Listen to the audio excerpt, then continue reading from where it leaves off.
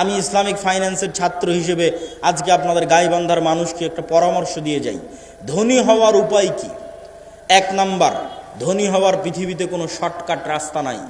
প্রত্যেক শর্টকাট রাস্তা হারাম।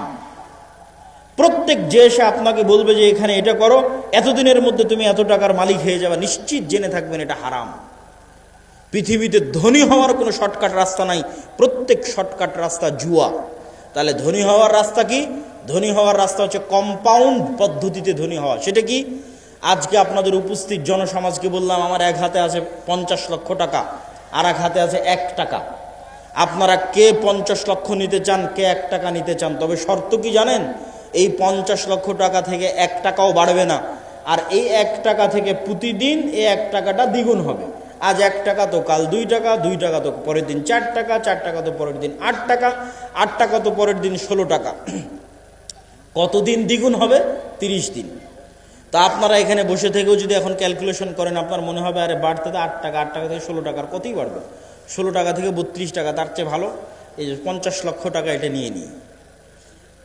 আপনি তাহলে ধনী হতে পারবেন না। আপনি এখনো ব্যবসা বুঝেন না, আপনি এখনো জুয়ার মধ্যে আছেন। মনে করতেছেন ব্যবসা মানে মনে হয় জুয়া, যে একটা গেম খেলে নিলাম একবারে ধনী হয়ে গেলাম। এখান থেকে উঠে গিয়ে হিসাব করবেন যে এই 1 টাকা দ্বিগুণ হতে হতে 30তম দিনে কত হবে? 1 কোটি টাকার বেশি হবে।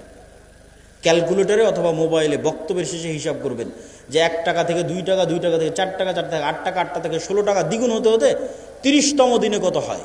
30তম দিনে 1 কোটি টাকার বেশি হয়ে যাবে। তাহলে ধীর স্থিরভাবে টাকা বাড়তে থাকবে। এটা হলো ধনী হওয়ার রাস্তা। ধনী হওয়ার 2 নম্বর রাস্তা, ধরেন আপনাকে 50 লক্ষ টাকা দিয়ে দিলাম, যে যাও তোমাকে 50 লক্ষ টাকা দিয়ে দিচ্ছি। এখন তুমি ধনী হবা কিনা এটা নির্ভর করছে তোমার মেন্টালিটির উপর, মানসিকতার উপর। কে ধনী হবে 50 লক্ষ টাকা নিয়ে, কে ধনী হবে না বুঝেন। যে 50 লক্ষ টাকা নিয়ে গিয়ে চিন্তা করবে আরে 50 লক্ষ টাকা পেয়েছি, তাহলে 50 লক্ষ টাকা থেকে একটা গাড়ি কিনি, মোটর সাইকেল কিনি, তারপরে একটা গাড়ি কিনি 20 লাখ টাকা দিয়ে, বাড়ি করি 30 লাখ টাকা দিয়ে, আর কি করা যায়?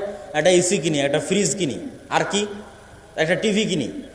এই ব্যক্তি এই 50 লক্ষ টাকা প্রত্যেক ওই জায়গাতে খরচ করেছে যেখান থেকে আরো খরচ বাড়বে। মোটর সাইকেল কিনেছে, মোটর সাইকেলের তেলে খরচ আছে।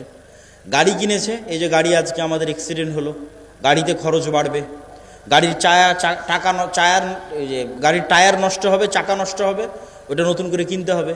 প্রতিদিন মোবাইল লাগবে, মোবাইল দিতে হবে। ও যে এসি ফ্রিজ কিনেছে, ওখানে কারেন্ট বিল আসবে, বিদ্যুৎ বিল আসবে। মোবাইল কিনেছে, ইন্টারনেট কিনেছে, ওয়াইফাই কিনেছে, ইন্টারনেটের বিল আসবে। তাহলে এই টাকা প্রত্যেক ওই জায়গাতে ব্যবহার করলো যেখান থেকে আরো খরচ বাড়লো। এই জীবনে কোনোদিন ধনী হতে পারবে না। এর ধনী হওয়ার রাস্তা ফুল স্টপ হয়ে গেছে। এই যদি প্রবাস থেকে কোটি টাকা ইনকাম করে নিয়ে আসে তাও ধনী হবে না, গার্মেন্টসে কাজ করে ইনকাম করে তাও ধনী হবে না, আপনারা যদি মাঠে জমিতে কাজ করে টাকা জমা করেন তাও ধনী হবেন না। শেষ ধনী হওয়ার রাস্তা। ধনী কে হবে? 1 টাকা ইনকাম করেছে, 10 টাকা ইনকাম করেছে, ইনকাম করার পর যে চিন্তা করতে পারবে যে আমার গায়ের জামাটা ছিঁড়া আছে, ছিঁড়াই থাক, আমার পায়ের স্যান্ডেলটা ছিঁড়া আছে, ছিঁড়াই থাক, আমার বাড়ি মাটির আছে, মাটিরই থাক। আগে 10 টাকা এমন জায়গায় ব্যয় করি যেখান থেকে আর 1 টাকা ইনকাম হবে, যেখান থেকে আর 1 টাকা ইনকাম বের হয়ে আসবে, ওই জায়গাতে আগে ব্যয় করি এই 10 টাকা। এই ব্যক্তি ধনী হয়ে যাবে। সময় লাগবে, 30 বছর সময় লাগবে, কিন্তু এই যে কম্পাউন্ড ওয়েতে আস্তে আস্তে বাড়তে বাড়তে শেষের দিকে গিয়ে কোটিপতি হয়ে যাবে দ্রুত। শেষে গিয়ে দ্রুত কোটিপতি হবে, শুরুতে অত দ্রুত হবে না, কিন্তু ওর পদ্ধতি ঠিক আছে। আর 10 টাকা ইনকাম করে বলবেন আজকে নতুন জামা লাগবে, 10 টাকা ইনকাম করে বলবেন আজকে নতুন স্যান্ডেল লাগবে, আজকে এসি ফ্রিজ লাগবে, জীবনে ধনী হবে না। যে টাকা এমন জায়গায় ব্যয় করতে পারে যেখান থেকে আবার টাকা ইনকাম হওয়ার রাস্তা তৈরি হবে, এ ধনী হয়ে যাবে, আজকে যতই গরিব থাকুক। তাহলে মুসলমানদের ধনী হওয়া ছাড়া, অর্থনৈতিক মুক্তি ছাড়া গোলামি থেকে মুক্তির রাস্তা নাই। আজকের পুরো পৃথিবী টিকেই আছে ডলারের গোলামির উপর। ভেনেজুয়েলার প্রেসিডেন্টকে হাত পা বেঁধে তুলে নিয়ে যাওয়ার কারণ কি? টাকা, তেল। আজকে মুসলমানেরা মুক্তি পাচ্ছে না কেন? ডলার ভিত্তিক অর্থনীতির গোলাম।